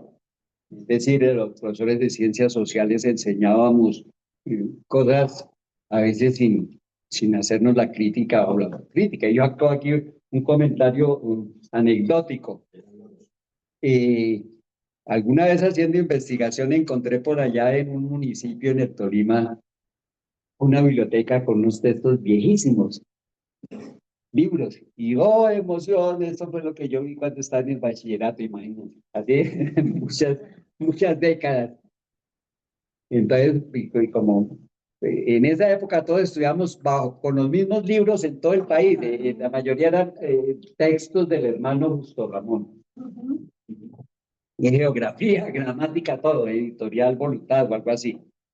Y entonces yo entré a mirar ahí el texto y todo emocionado y encontré pues la explicación de por qué América del Norte es más desarrollada que América del Sur. Porque la mayoría de sus habitantes son anglosajones. Así. Y esos eran los textos que nosotros, o sea, la mayoría de los van entendidos. Entonces hay versiones oficiales de las cosas, y ahí fue donde me metí en el lío del debate sobre Luis Carlos Galán y todo eso, de cómo vuelven mártires. Por fortuna no pudieron volver mártir a Miguel Uribe, este asesinado. Malo que lo hayan asesinado. Malísimo, inaceptable de todo. Pero de ahí a que hubiera sido pues la esperanza para... No, eso es muy lejos. Tiene como mártir. Muy lejos, sí, claro. Y si nosotros no hacemos una respuesta frente a esos relatos que se difunden por los medios de comunicación, pues estamos graves. Pero bueno, ahorita damos el espacio para el debate sobre las cosas. Es para señalar esto, para señalar, nuevamente recogiendo el asunto de el porqué de la historia, para qué sirve la historia. Es que yo haría una definición un tanto académica, la historia como ciencia, porque está la historia que se vive día a día hacemos historia, la cotidianidad, los pueblos, y en Colombia hoy en día estamos viviendo, haciendo historia, una historia muy importante, estamos transformando el país, estamos viviendo momentos, o sea, esa es la historia que se vive día a día, pero está la historia ciencia, sea, las interpretaciones y las teorías sobre ello. Entonces, esa definición diría que pues, la historia como ciencia pues describe, analiza, explica lo que los seres humanos hemos hecho a través del tiempo en un territorio específico. Pero debe tener una utilidad, las ciencias tienen una utilidad.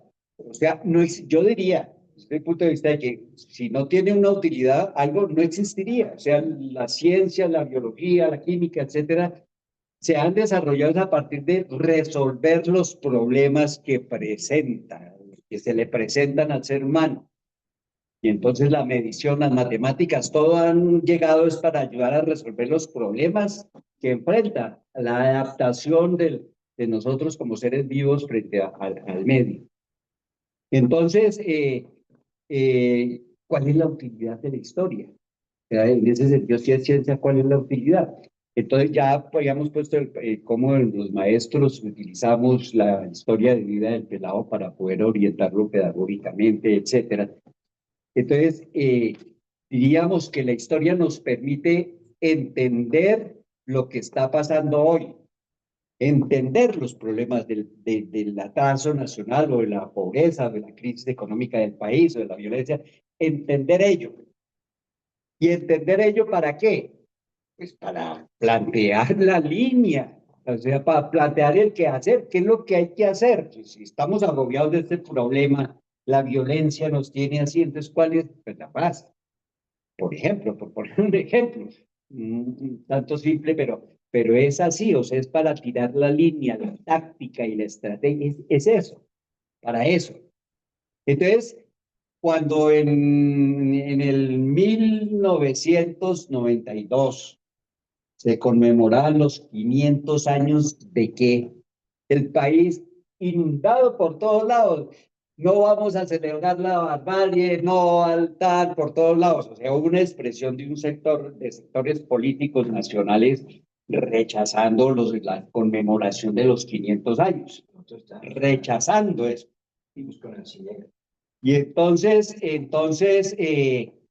para enfrentar, o sea, esa postura era para enfrentar la postura oficial, digamos que era denominada, esta la denominaron desde algunos ángulos, dijeron, esa es una versión negra de la historia, la de que rechazamos la violencia, la violación y rechazamos la invasión y todo eso y no hay nada que celebrar.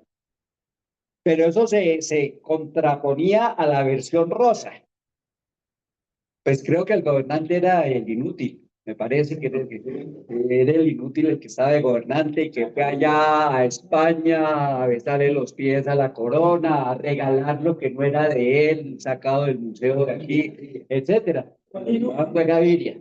El caso es que el Estado colombiano asumía la versión rosa de agradecer por la civilización que nos por civilizarnos, por traernos la religión, el idioma, seguramente los indígenas eran mudos, no hablaban, en fin, era eso.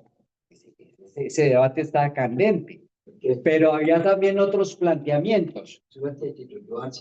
Destituyó al maestro Germán Arciniegas, que es recomendable la lectura de todo lo que el legado que dejó el maestro Germán Arciniegas. Y es más o menos de lo siguiente. Ese encuentro, esa llegada, violento o como se quiera, pero fue un encuentro. Pero ese encuentro, a partir de ese momento, hay una fusión. Es decir, nosotros hoy lo que tenemos es el resultado del encuentro biológico del europeo ario con el amerindio y posteriormente con el negro traído de África. Y además el europeo no era solamente ario, porque también ahí venía la mezcla árabe, de la presencia árabe en España, etcétera. Es decir, biológicamente estamos constituidos por la mezcla de varios grupos humanos. Y culturalmente, gústenos o no nos guste, hablamos español. A estas alturas de aprender español para aprender a hablar quechua, pues, es decir, esos ancestralismos exagerados fundamentalistas, pues toca sopesarlos, porque no somos indígenas. Y respetamos y reconocemos el movimiento indígena y todo. Y solidarizamos y los necesitamos tener al lado para dar la pelea, pero propiamente no somos indígenas. Somos el resultado y cultural, profesamos la fe católica, es decir, por nuestra sangre hay sangre europea, africana, asiática, de todo. Eso somos. A partir de eso, o sea, a partir de ese momento, que no fue cualquier momento, porque es que entre otras cosas, el flujo de minerales, oro, plata y toda esa riqueza hacia Europa, que llegó principalmente a los banqueros, a los banqueros y comerciantes.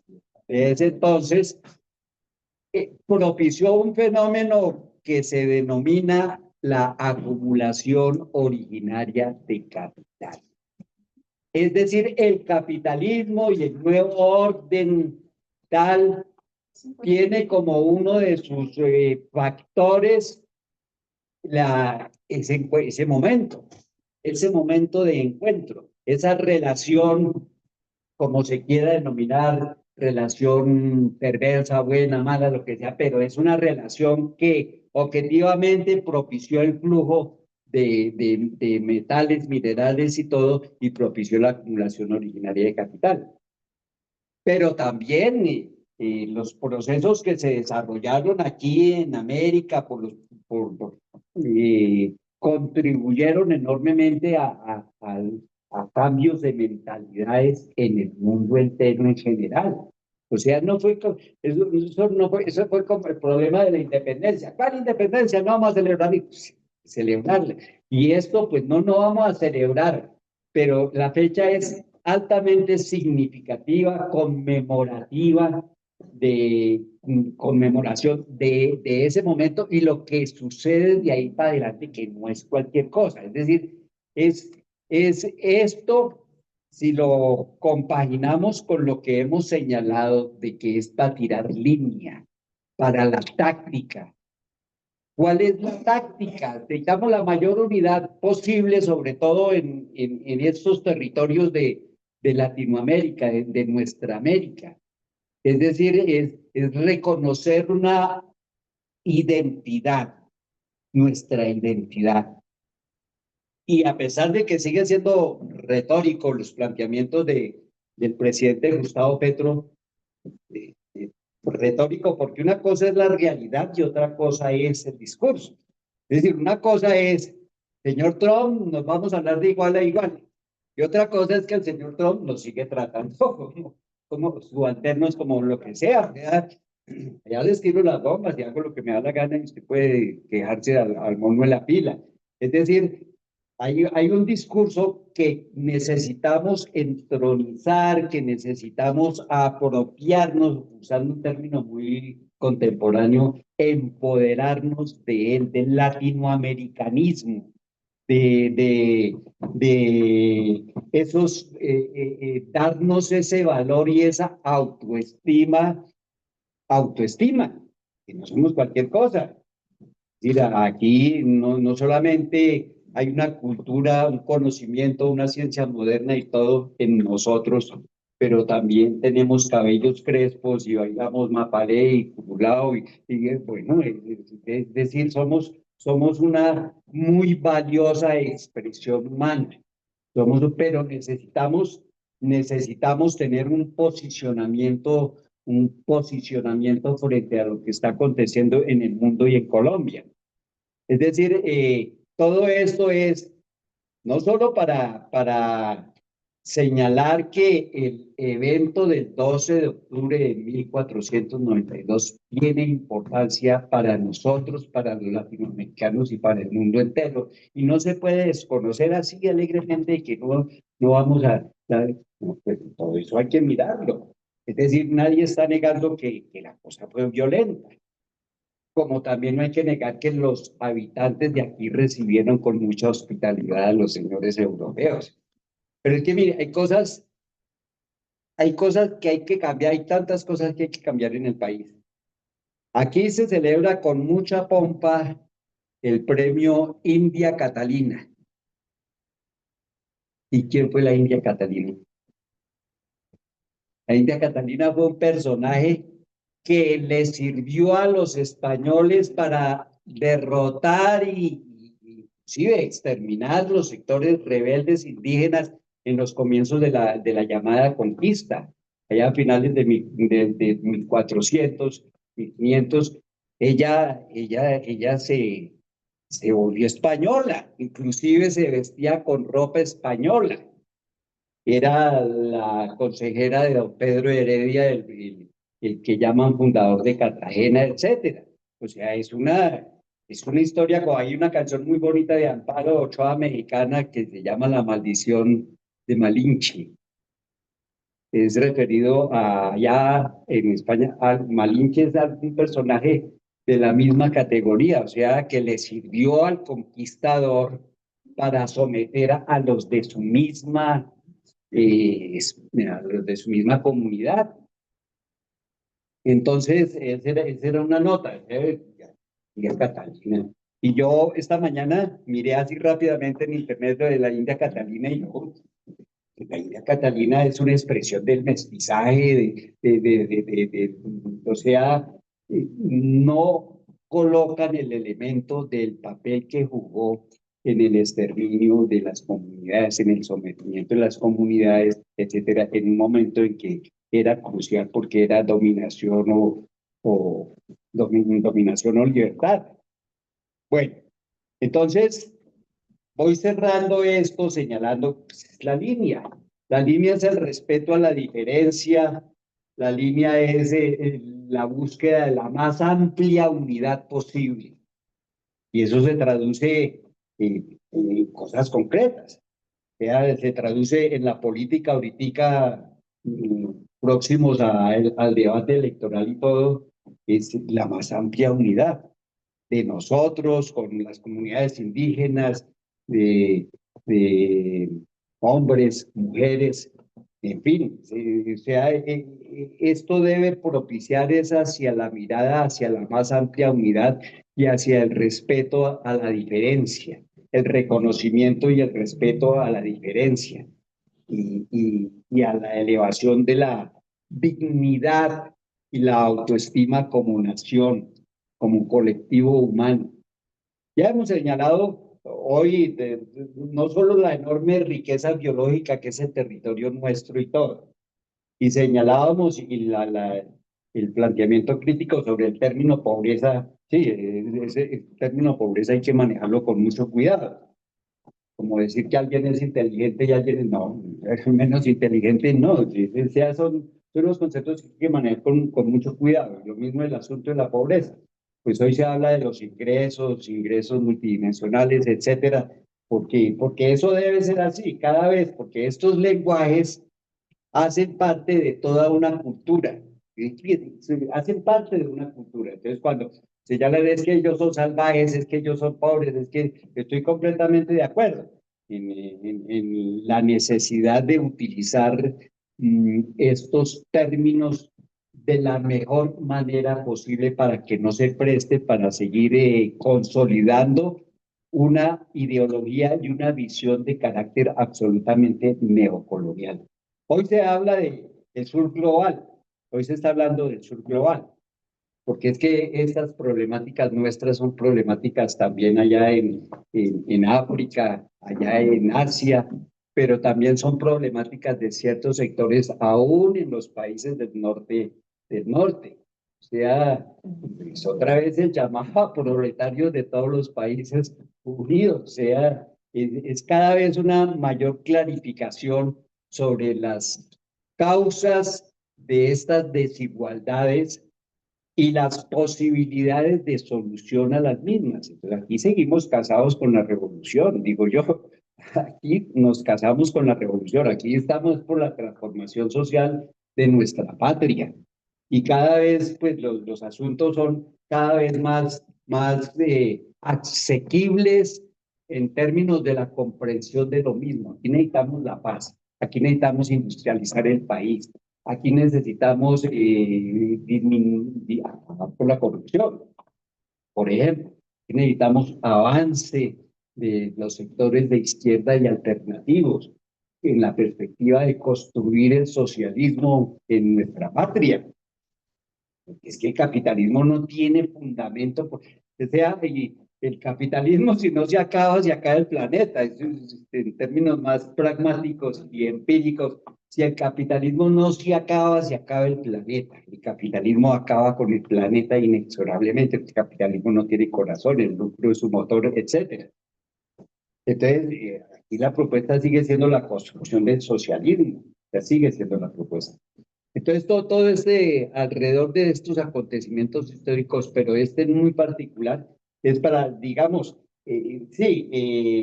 nuestro compañero presidente Gustavo Petro ha asumido una serie de banderas para tratar de construir identidad. Entonces, una de las banderas es el bolivarianismo, por ejemplo. Entonces, está hablando de la Gran Colombia, tratando de construir identidades que nos unan. Habla de Gran Colombia, entonces está haciendo posible pensar que venezolanos y colombianos, ecuatorianos podamos ser una patria. Eso no es descabellado, en términos teóricos eso no es descabellado, sino que buscamos desde el fin de la propiedad privada. Acabándose la propiedad privada, se acaban las fronteras y se acaban las cosas. Pero yo recomiendo, yo siempre he pensado que esta canción tan hermosa de John Lennon, Imagine, sí, es una versión, yo diría es una versión contemporánea de la Internacional. Es una copia de la Internacional, del himno del proletariado, es acabar con la propiedad privada. Eso somos comunistas y nos enorgullece plantearlo, que estamos en un momento de la historia, en este momento de la historia en que lo que corresponde es esto que estamos haciendo. Esto es lo que corresponde, sostener este gobierno que logramos por fin después de décadas y décadas de lucha y seguir avanzando y profundizando en los cambios y todo eso. Entonces, por eso se necesita la más amplia unidad y por eso se necesita construir la noción y la identidad de latinoamericanos, de latinoamericanos, construir ese tipo de identidades, ese tipo de narrativas, porque definitivamente la historia y su interpretación nunca va a ser un reflejo fotográfico de la realidad, de eso no se trata. No, la historia es una interpretación, es un discurso teórico al servicio de qué, o para justificar los crímenes, que es la historia de la versión oficial y todo eso, o es una historia que nos permita entender un poco más nuestras dificultades y entender el camino a seguir. El camino a seguir, que yo digo, ese es el asunto más importante, es definir la táctica y la estrategia. Entonces, con esto, pues, está abierto el debate. Tienen la palabra.